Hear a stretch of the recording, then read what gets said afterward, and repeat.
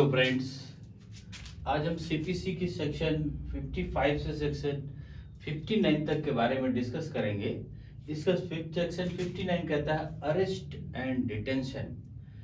किसी जो judgment debtor है जिसके खिलाफ में डिक्री की गई है पैसे वसूलने के लिए, उसे कैसे अरेस्ट किया जाएगा और कैसे उसे जेल में सिविल कारागार में निरुद्ध किया जाएगा, उसके बारे में बता रहे हैं।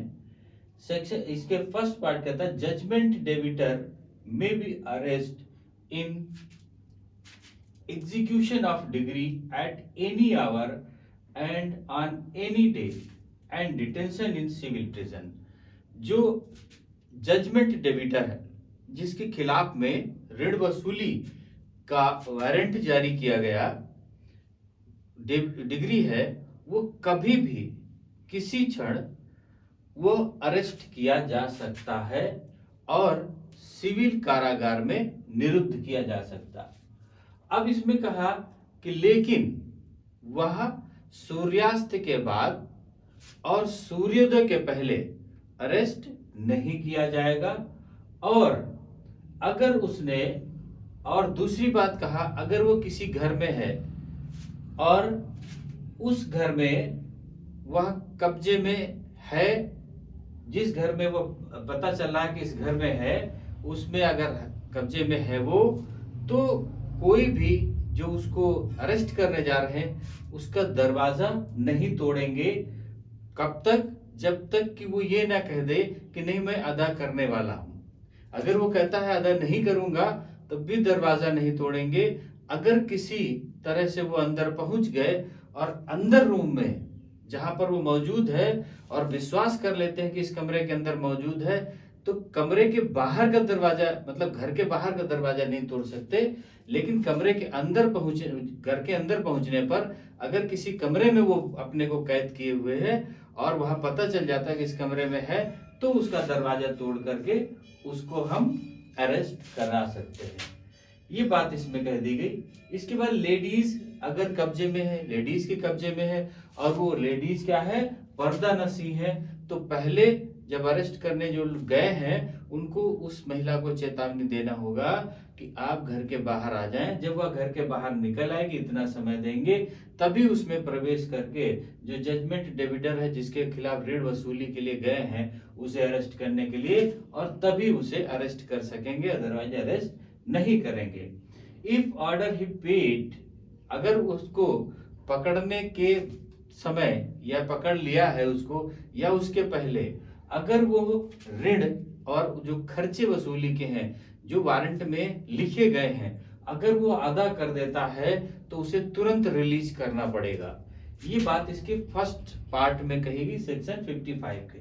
अब इसके थर्ड पार्ट कहेगी इफ अरेस्ट, अगर उसको अरेस्ट कर लिया जाता है, ब्रिंग बिफोर कोर्ट, और कोर्ट के समक्ष लाया जाता है, तो कोर्ट उसको इन्फॉर्म करेगी,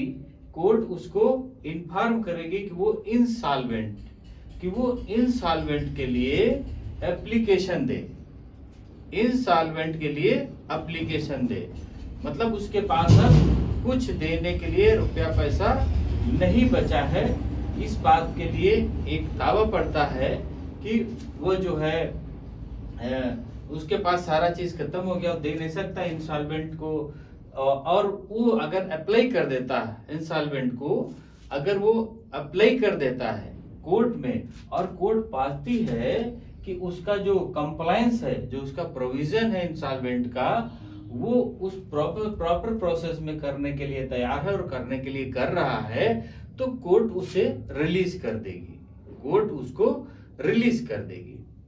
अब बात आती है कि कोर्ट उसको रिलीज कर दिया गया, तो लाया गया, उसको ला करके कोर्ट के सामने प्रस्तुत किया गया, और कोर्ट के सामने प्रस्तुत करने पर कोर्ट उसको कहती है कि आप इंसॉल्वेंट की एप्लीकेशन क्या कोर्ट में दाखिल कर रहे हैं कि आपके पास सब कुछ नहीं बचा और आप पैसा अभी देने की स्थिति में नहीं, लेकिन भविष्य में अदा करेंगे। इसका इंसॉल्वेंट का एप्लीकेशन पड़ता है। तो क्या वो डाल रहे हैं? अगर वो इंसॉल्वेंट के एप्लीकेशन अप्लाई कर देता है और इंसॉल्वेंट के जो रूल रेगुलेशन है उसको वो फॉलो करता है तो वह रिलीज कर दिया जाएगा। अब इसका फोर्थ पार्ट कहता है इफ ही गिव सब श्योरिटी, अगर वो ये भी करता है कि कहता है एप्लीकेशन हम सपोज करें कि डाल देंगे, अब कोर्ट उसको बाउंड कर सकती है कि एप्लीकेशन आप डालें, आप एप्लीकेशन डालें, उसके लिए बाउंड कर सकती है। तो कहते हैं इसके फोर्थ पार्ट में अगर वो श्योरिटी दे देती है, वह व्यक्ति अगर श्योरिटी दे देता है कि हम 30 दिन के भीतर इंसॉल्वेंट की एप्लीकेशन दाखिल कर देंगे, तो कोर्ट उसको उस श्योरिटी के आधार पर छोड़ देगी। लेकिन अगर 30 दिन के बाद उसने वो पेमेंट नहीं किया या एप्लीकेशन नहीं दाखिल किया इंसॉल्वेंट की, तब फिर क्या होगा कि कोर्ट उसको पुनः से वारंट अरेस्ट वारंट जारी करेगी और उसके पकड़ करके उसको सिविल कारागार में निरुद्ध कर देगी। अब बात आती सेक्शन 56 की, प्रोहिबिशन ऑफ अरेस्ट और detention of women in execution of degree for money. अगर किसी औरत के लिए, किसी महिला के लिए अरेस्ट वारंट जो है वो प्रोविजन है कि वो महिला सिविल कारागार में निरुद्ध कर दिया जाए उसे अरेस्ट करके, तो इस प्रोविजन में सीबीसी के दिया हुआ है ना तो महिला को अरेस्ट किया जाएगा और ना ही उसे सिविल कारागार में निरुद्ध किया जाएगा। सेक्शन 56 महिलाओं को ये सुरक्षा प्रदान करती है। सेक्शन 57 कहता है इसका सब्सटेंस अलाउंसेस, सब्सटेंस अलाउंस, उसमें अगर स्टेट गवर्नमेंट मंथली अलाउंस देने के लिए तैयार है जजमेंट डेबिटर को, ये सब्सटेंस अलाउंसेस के बारे में कहा कि स्टेट गवर्नमेंट जब उसके पास में कुछ नहीं बचा है और जजमेंट डेबिटर को अगर मंथली अलाउंस देने के लिए बात इसमें करी गई सेक्शन 56 में कि स्टेट गवर्नमेंट उसको मंथली अलाउंस दे सकती है। सेक्शन 58 कहता है डिटेंशन एंड रिलीज, निरुद्ध करना और उसे छोड़ना। अभी आया था कि अरेस्ट करना और निरुद्ध करना, अब आया कि उसको निरुद्ध कर दिया गया और उसको छोड़ा जाए। कैसे छोड़ा जाएगा? तो इसका सेक्शन फर्स्ट कहता है इफ डिग्री, अगर उसको जो अरेस्ट वारंट है वो कितना 5,000 रुपए से ज्यादा का है, कितना 5,000 रुपए से ज्यादा का है, तो उसे 3 मंथ तक के लिए सिविल कारागार में निरुद्ध किया जा सकता है।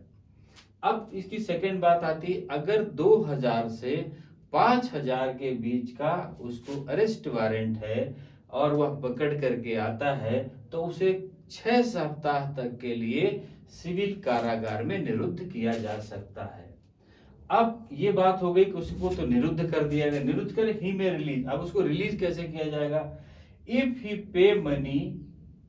पे money mention amount in warrant, अगर वारंट में जितना अमाउंट मेंशन है और वह उसको अदा कर देता है, पेमेंट को दे देता है, तो वो रिलीज कर दिया जाएगा। अब दूसरी बात कहा अगर वह डिग्री में जितना मेंशन किया गया वो पूरा का पूरा सेटिस्फाइड हो जाता है, पूरा पूरा वो अदा करके काम खत्म कर देता है, तो उसे रिलीज कर दिया जाएगा।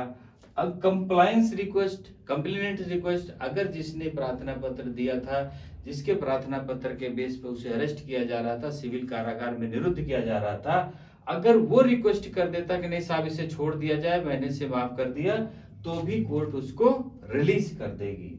ही पे, अगर उसने जो है सब्सटेंस अलाउंस, जीवन निर्वाहन भत्ता कंप्लेनेंट को देने को तैयार है तो भी वो रिलीज कर दिया जाएगा। अब इन्होंने कहा कि अगर अभी तो था कि 5,000 से ज्यादा तो 3 मंथ के लिए और 2,000 से 5,000 तक तो 6 सप्ताह के लिए। अब आता है कि अगर 2,000 से नीचे का वारंट है तो उसको सिविल कारागार में निरुद्ध नहीं किया जाएगा, मतलब उसको ना अरेस्ट नहीं किया जाएगा, अरेस्ट करके चेतावनी दी जा सकती, लेकिन उसके सिविल कारागार में निरुद्ध नहीं किया जाएगा। अब मान लेते हैं कि बीच में उसको रिलीज कर दिया गया, 3 मंथ के बीच में उसको रिलीज कर दिया गया, 6 वीक के बीच में उसको रिलीज कर दिया गया, तब अगर ऐसा कोई रिलीज होता है, आफ्टर रिलीज, अगर ऐसा कोई रिलीज करता है तो फिर उसको he could discharge from his डेब्ट। अब रिलीज कर दिया गया तो रिलीज करने पर 3 महीने के बाद में रिलीज कर दिया गया या 6 सप्ताह के बाद रिलीज कर दिया गया, जब उसको सिविल कारागार में बंद किया गया और कहते हैं रिलीज कर दिया गया, तो रिलीज करने पर ये नहीं कि उसको 3 मंथ उस जो सिविल कारागार में निरुद्ध रहा अब उसको पैसा अदा हो गया, डेब्ट तब भी नहीं खत्म होगा। लेकिन एक चीज का इन्होंने कहा कि उसको दोबारा रीअरेस्ट नहीं किया जाएगा। अगर एक बार उसने 3 मंथ तक की सजा या 6 सप्ताह तक की सजा को काट लिया है, सिविल कारागार में निरुद्ध रहा है, तो दोबारा रीअरेस्ट नहीं होगा, लेकिन उसका जो डेब्ट है, जो रिकवरी करना, वो माफ नहीं किया जाएगा। तो ये बात आ गई सेक्शन 58 में, डिटेंशन एंड रिलीज में। अब बात आती है सेक्शन 59 के release on ground of illness.